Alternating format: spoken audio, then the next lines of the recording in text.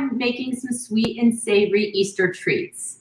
I'm gonna start off with these incredible apricot macaroons right here and move on to some more sweet and then the savory. So to get started with the macaroons, you will need about 3 cups of blanched almonds. You can get them just like this. You want the slivered kind that look like this, and some salt, 2 large egg whites, some sugar, vanilla, and the apricot preserves. So I'm gonna go ahead and blend. I have my little mini prep, which really grinds these almonds down. So it's really fine. So I might have to do 2 batches, but this really makes sure that they're finely ground, almost to like a meal. So it makes the macaroons just much smoother. So I'm gonna do 1 quick press.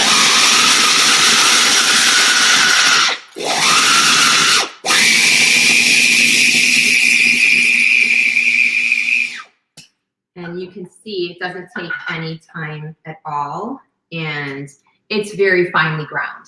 So I'm gonna go ahead and put that right into my pot, into my bowl here, and then do the next batch. It's about 2 of these bags make about 3 cups. So I measured them out when they were in their slivered form to about 3 cups. So I'll do 1 more of those. And you're gonna wanna go ahead and preheat your oven to 350 degrees before you get started.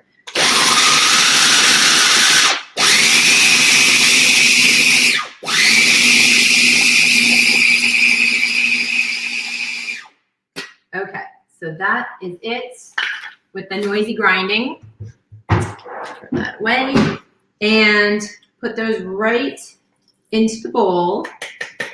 This is a really easy recipe, and I love these little macaroons because for Easter especially, because they look like little egg yolks. They're delicious. The apricot really complements the macaroon. So, okay, so I've finished with that. And everything is just in 1 bowl. So I'm gonna go ahead and add my 2/3 cup of sugar. All the measurements, in case I forget, are on my website, KarenAntonini.com, in case I get carried away and forget to tell you. The 2 egg whites, I'm gonna push this right in here, and my 1/2 teaspoon of salt. And I'm going to just mix this. So I'm gonna get my blender. Let's see, I have to get a little extension cord for my blender here. And go ahead and just blend it just till it's smooth. It will be very, very sticky, but totally manageable.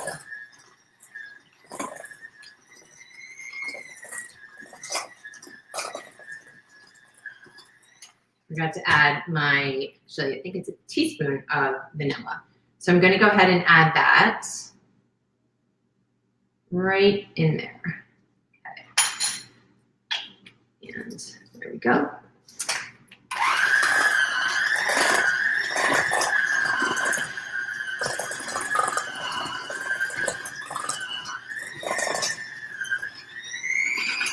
Okay, so it's as easy as that. And now I'm just gonna wet my hands when I work with this batter because it's easier. It is sticky, but when your hands are wet, it's a little bit more manageable. But before that, if you're making these at home or when you're making them, take a baking sheet and definitely line it with your parchment paper because it is so sticky. You don't want that mess to clean up off the pan. So I'm just gonna wet my hands and then take a teaspoon and just make sure this is all, now that I'm gonna get in there and just make sure it's really blended with my hands. And it's just, you can see, so when you make this, don't be afraid, it is sticky, it looks like this. But you're just going to take about a teaspoon, just like this, and shape it into a ball and put it onto the parchment paper. So you can see this, okay. And then with the back of the spoon or your thumb, just make a little indentation there. I like to make them look kind of round so they're pretty when they come out of the oven. But make a little indentation so that when we put the apricot preserves in there, the apricot jam, it has a place to sit. So I'm just going to keep making these little balls and smoothing them out. And these will bake for about 15 to 20 minutes. Definitely check them at around 15 minutes. Everyone's oven is different. Mine goes pretty quickly, so it's about the 15-minute mark. I always check, make sure, but it should be about 15 minutes, and they should just be lightly golden and slightly cracked. So they're still a little chewy, because if you overdo them, then the almonds get burnt and it has a funny taste. So just make sure to check. And also, when they're in the oven, you might want to rotate the pans. If your oven tends to cook on one side, just take it out and shift it around, and maybe halfway through the baking. There we go. So these are so good. These are French in origin, these little macaroons. They're really easy to make. These are one of my favorite little cookies. And just very quick. Doesn't take much time at all. So this will make about 2.5 dozen cookies, and they look really pretty on your table or on a tray or a cookie, a little plate. So I'm gonna keep doing this just to show you, and you can just round out with your fingers. It's not so sticky that you can't shape it. That's kind of the nice part about this batter, is that you can shape it with your hands. So go ahead and space them out kind of like I have them, a couple inches. They don't really spread, but you don't want to crowd them either. So there we go. Okay. There we go. And these are nice little cookies because they're not super sweet. They're semi-healthy with the apricot, I guess, and just delicious. Okay. I tend to make a lot of my treats throughout the week for Easter because it seems like on that day there's a lot of sugar, a lot of chocolate and candies, but these are kind of nice to serve, maybe socially distanced outside. The weather's getting nicer. Okay, so I'm gonna wash my hands and pop those in the oven for the 15 minutes. Then I'm going to show you.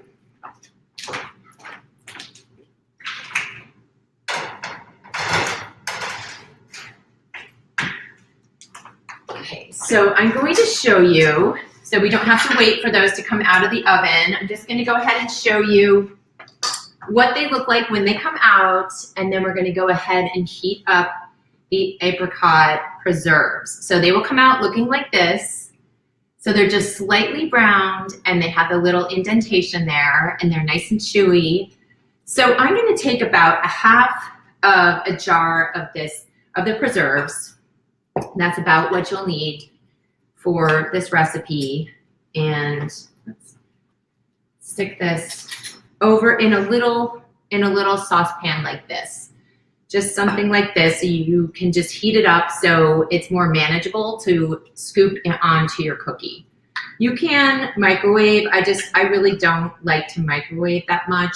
You can do it, if you are going to do that, I would do it in short little intervals so it doesn't really zap your preserves too much. You don't want to overheat. It gets like really sticky. So I'm just going to turn this on. It goes fairly quickly.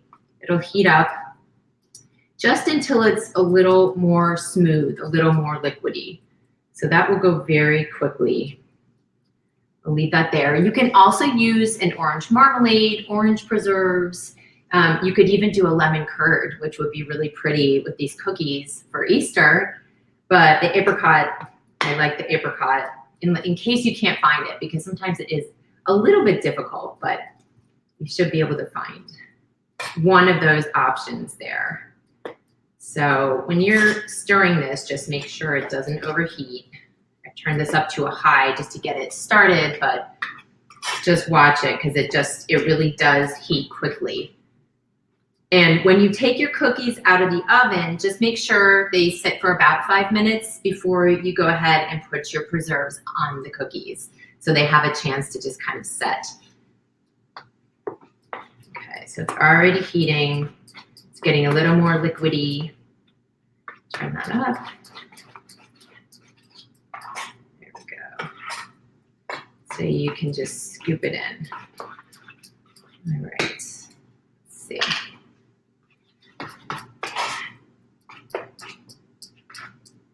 There we go. Okay, so this should be about right. And turn that off and show you. So it's a little bit more liquidy. You can see on my spoon.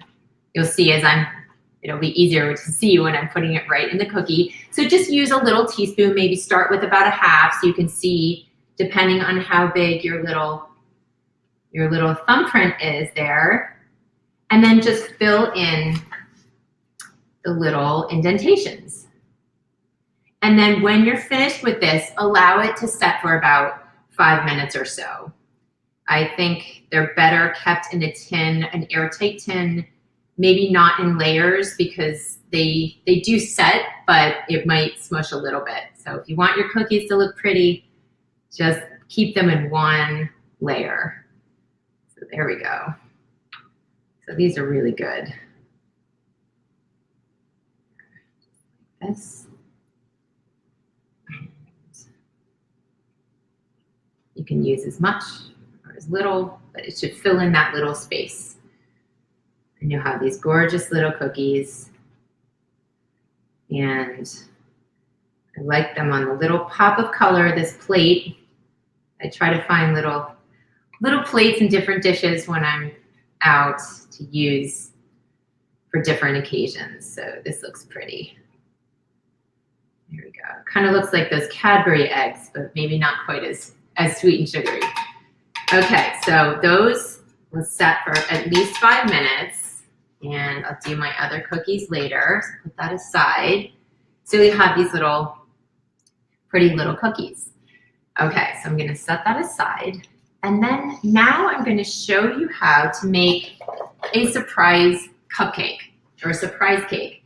So I found these little mini bundt pans.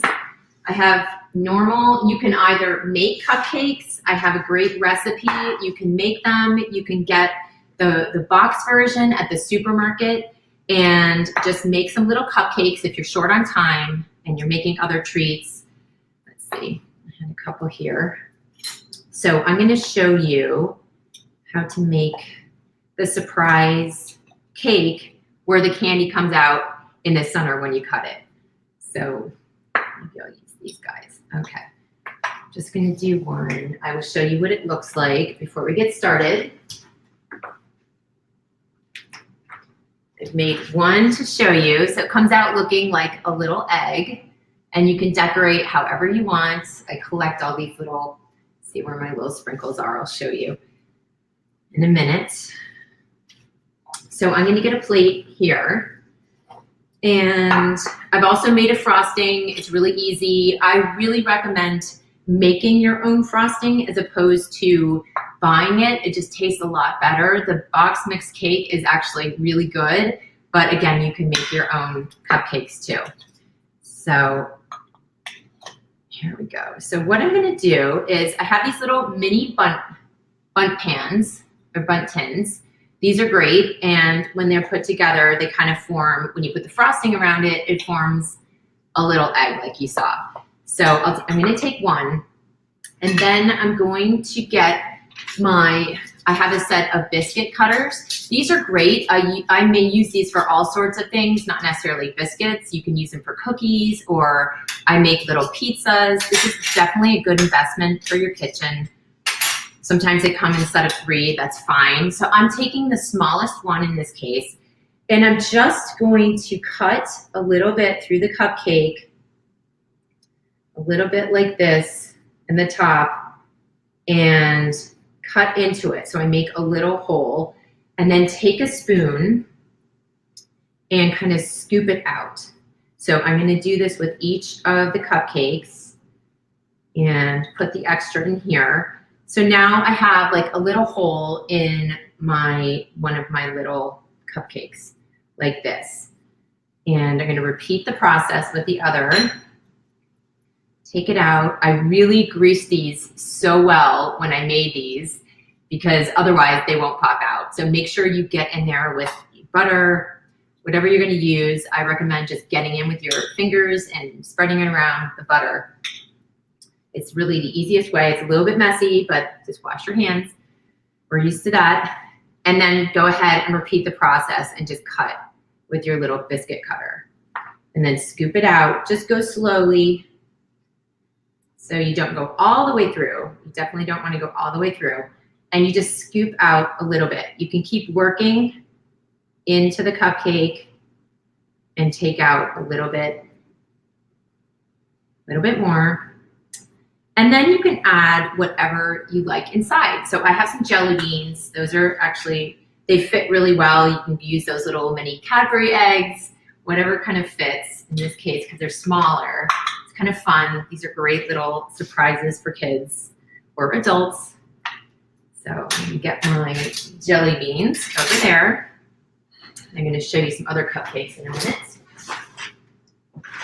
So I have jelly beans.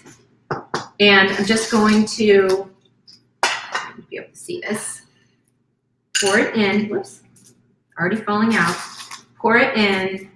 Just fill the little holes like this. I'm sure you all have seen these great little surprise cakes. They're not that hard to make. Just takes little patience when you put it together. So there we go. So I have filled that. Cupcakes there. And my jelly beans. And then I will get my frosting, which I put back in the fridge just to kind of, let's see, loosen it up a little bit so it's not too cold.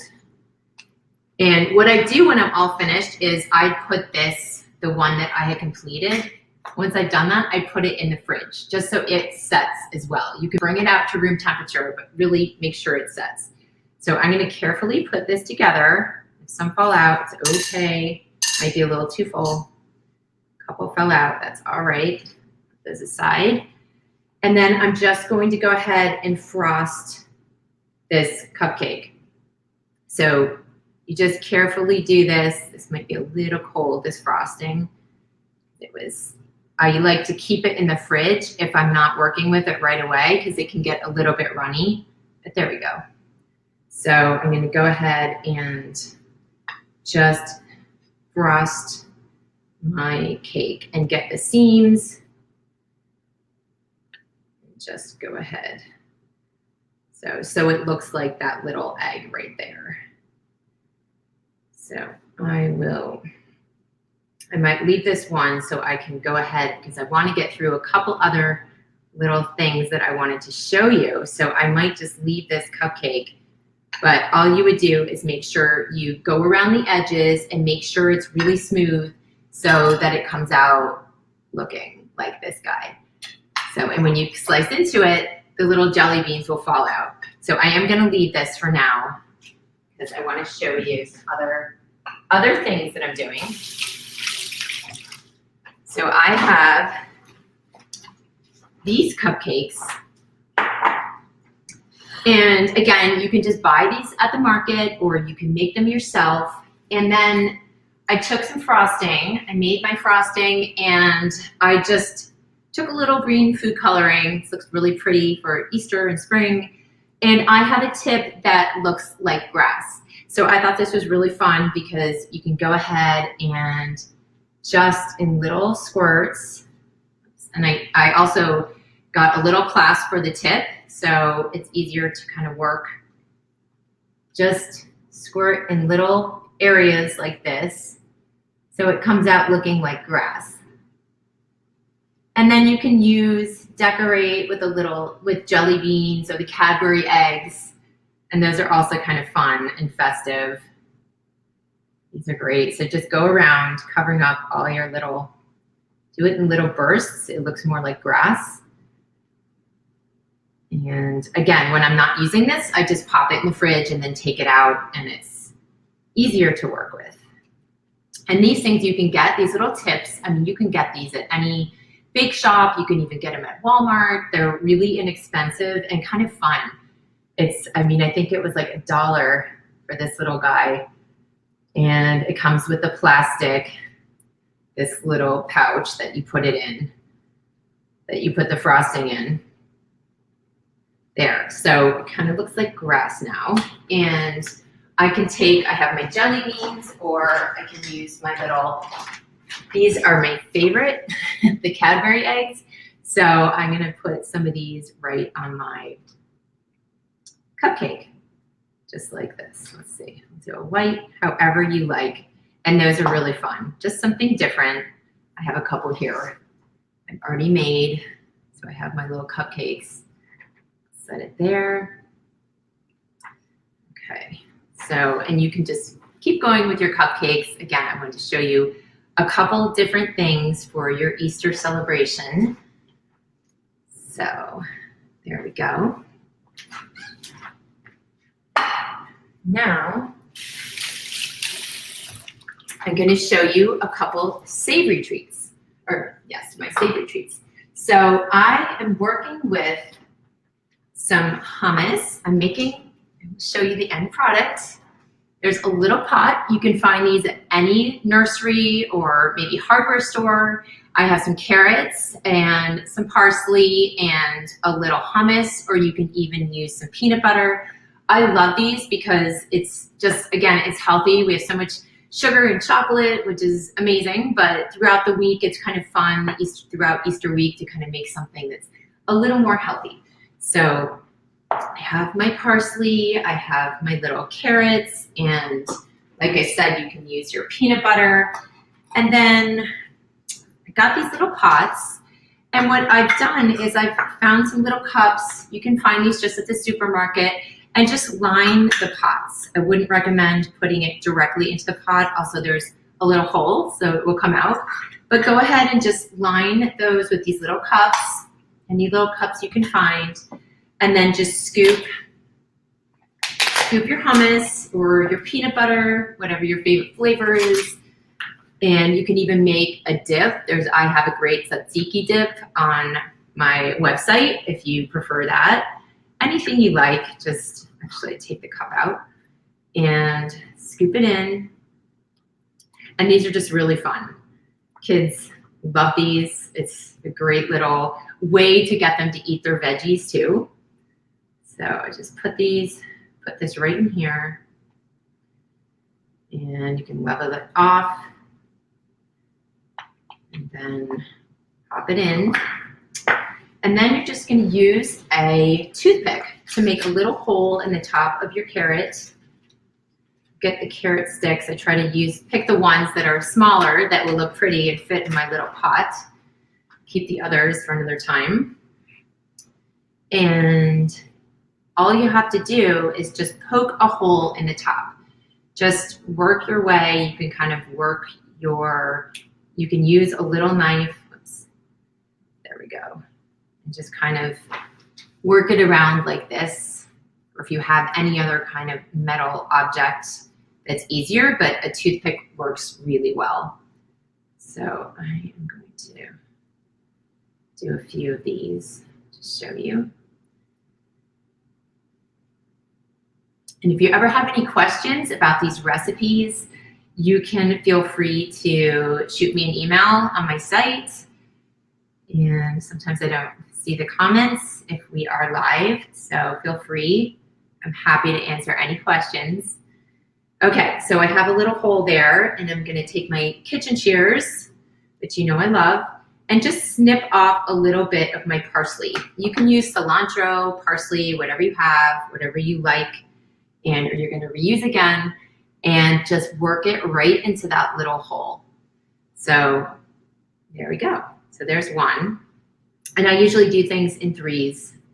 3 is a good number when you're serving, whether it's cheese or these little carrots. Always good. So just keep doing this with the carrot. And let's see. There. Another one. Looks pretty. You can make it a little longer if you want. If you get the hole, if you get your toothpick in there, make this a little longer. And you can also have your kids help you with this. It's really fun. And one more. I'll show you my last little treat. The last one is super easy. Whoops, that bent a little. Okay. All right. So you get the idea. Just use your imagination. This is always fun. There we go. So there are the carrots. I set these aside, and the last thing I'm going to show you are these little Easter bunny, mozzarella Easter bunnies. So I think you can see these guys. And these are super easy. You're just going to take, I find that these bocconcini, they're a little bit larger. Just take the bocconcini and make sure you dry them with a paper towel, and then just slice in half or about a third for the head, and then the ears, just shape them.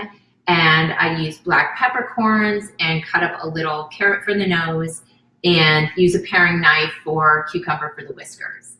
So I hope you have a happy Easter. I hope you get to try some of these recipes, and I will see you next time. Happy Easter.